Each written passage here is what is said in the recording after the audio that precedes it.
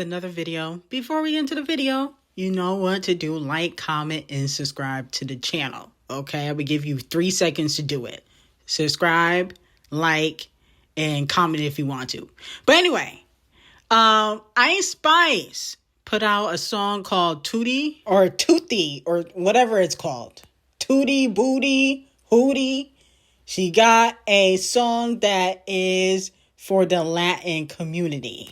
And a lot of people are talking about this being Icespxce's record to get back out of the flop land.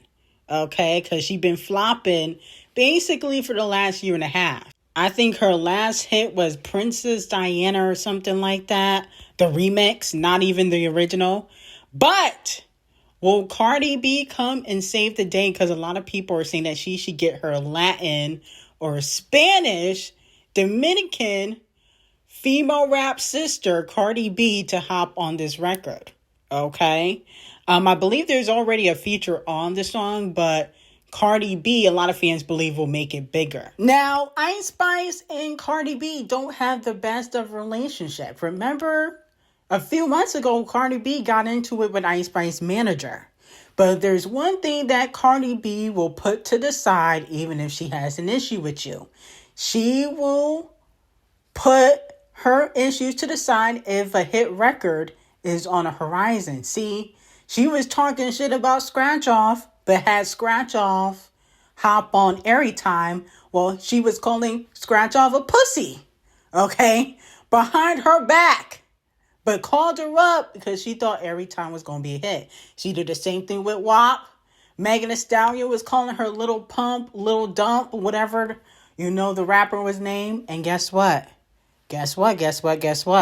WAP is Diamond, okay? And she has, performed with Megan Thee Stallion multiple times. So one thing about Cardi B, if you got a hit and she hops on it, she will put her beef or issue aside, And I also think that's a little bit fake, but, a lot of people say that, it's growth. Now, moving on from that, Megan Thee Stallion got a brand new attorney. She has fired her legal counsel after losing the defamation case against Milagro.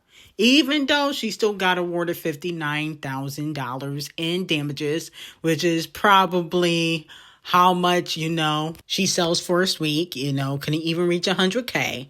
But she has hired a new Trump attorney, okay? That's the gag. The gag is she got the Trump attorney to go up against Milagro because allegedly the streets are saying that she's not happy with the verdict. Which if you all was on my Patreon, y'all would have known that tea. She's not happy despite what she said allegedly to the press. When the verdict was made. And on top of that, appeal could possibly happen.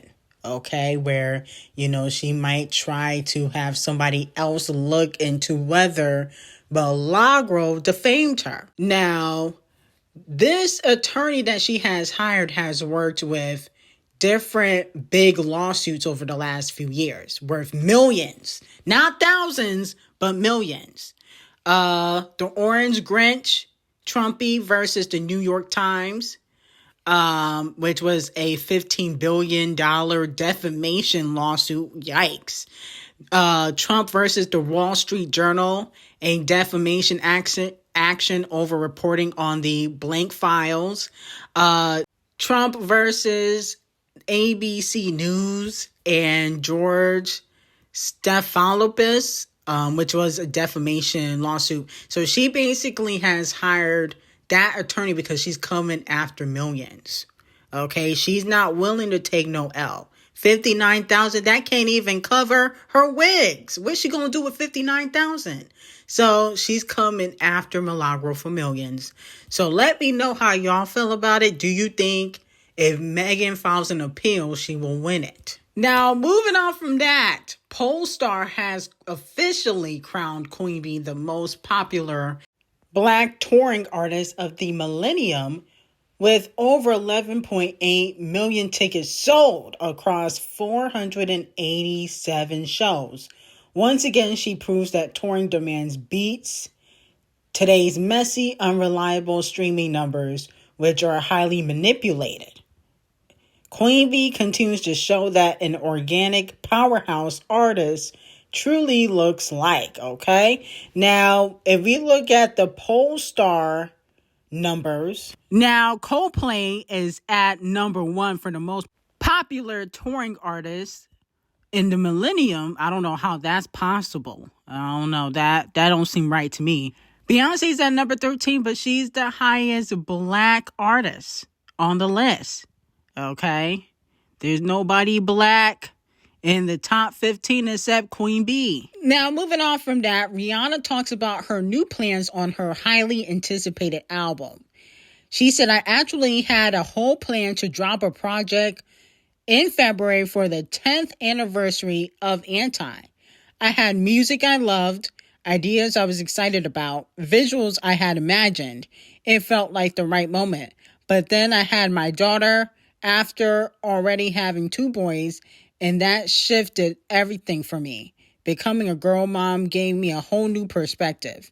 It made me rethink what I want to say and how I want the music to feel, what kind of roles I'm building for her to grow up watching. So now I'm in this space where I kind of want to start over from scratch. Oh my goodness, the lies. Oh my goodness. Not throw away what I made, but approach it with the woman I am right now. It's a different type of inspiration, a different type of strength, and I want the next album to come from that place. I've evolved, and I wanted people to hear that in my music, a grown version of Rihanna the world once knew before. Now, Rihanna, stop. You had no plans on putting out nothing. Stop it. 50,000 lashes for Riri. I like Rihanna. Rihanna's an icon, a superstar. Always will be remembered, but she had no plans on putting out no damn music. And she's trying to use the excuse of having a daughter as to why she wasn't able to put out music or have, the fact that she got 3 children. Beyonce got children. She put out music. Nicki Minaj got a child. She puts out music. Cardi B got 4 kids. And even though she don't write, she puts out music. Okay, I don't want to hear the excuses of, oh, I had my children and no,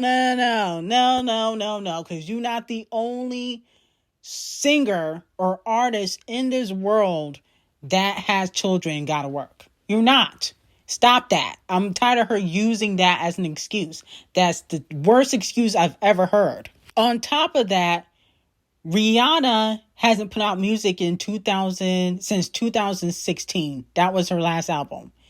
You had your first child in 2022 or 2023. Okay. Either way, that was 5 years of you not putting out no music. I don't want to hear no excuses. She really tried to bamboozle the fans. I'm like, the math ain't mathing, because in 2016, and then you had your first child in 2022. So nah, stop it. Now, moving on from that, Judge Joe Brown decides to basically clock Megan Thee Stallion and say that she didn't deserve $59,000 for her lawsuit against Milagro, that she only deserved $1. Cooper ultimately prevailed on Miss Pete's leading accusation, which is defamation, and the jury awarded a nominal amount of damages compared to millions of dollars Miss P, aka Megan Thee Stallion, demanded from Miss Cooper throughout the course of the litigation. This is one of those cases most probably should have been resolved with $1 in damages. Right. And now Megan Thee Stallion attorney said in a statement after the jury's verdict on Monday that Cooper is also required to cover costs of the rapper's legal bills. That gets ridiculous. The fees that they charge today are obscene. And the attorneys, not all of them, but for the most part, are so inexperienced in their craft with so few trials and so few clients that they're essentially amateurs. Damn, he said Megan Thee Stallion only deserved $1? Oh my my goodness. She already didn't even get the millions. And you talking about $1? What the hell would Megan do with $1, Judge Joe Brown? Come on now.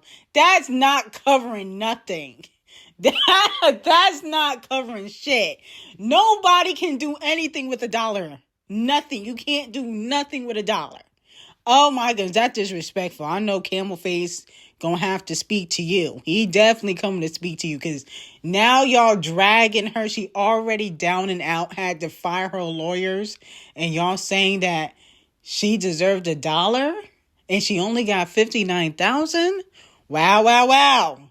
It's gonna be interesting. Well, we'll see how the appeal goes, because allegedly that's why she fired the lawyers, is because she wants to appeal. So maybe she'll get a second chance in getting the millions that she feels like she deserves. Now, moving on from that, Doja Cat unfortunately goes off on one of her fans, or maybe not a fan, but a person that commented and said that basically they want celebrities to show less of their personalities and, show some mysteriousness. First of all, I'm not your anything. Okay, I don't belong to you.